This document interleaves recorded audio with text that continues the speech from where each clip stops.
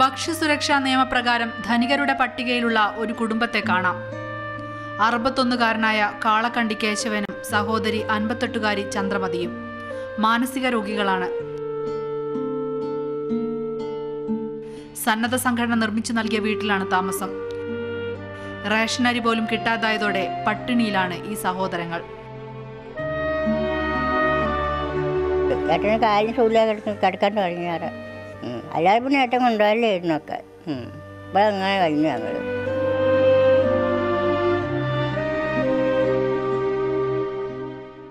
APL card ഉടമകളായിരുന്നപ്പോൾ Annapurna പദ്ധതി പ്രകാരം 10 kilo അരി ലഭിച്ചിരുന്നു.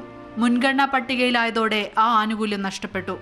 ഇപ്പോൾ വീണ്ടും മുൻഗണനേതര വിഭാഗത്തിലാണിവർ. ഇത്രയും ശോചനീയമായ ഒരവസ്ഥയിലുള്ള ഒരു വീടിനെ സംബന്ധിച്ചിടത്തോളം സ്വാഭാവികമായിട്ടും APL ആവുന്നത് ശരിയല്ലല്ലോ. കാരണം AY കാർഡ് വരെ അവകാശപ്പെട്ടുള്ള അല്ലെങ്കിൽ അർഹതപ്പെട്ടൊരു കുടുംബമാണ് അവർ.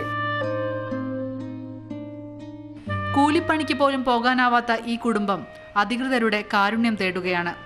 ഒരു നേരത്തെ ആഹാരത്തിനായെങ്കിലും റേഷനരി ലഭിക്കാൻ.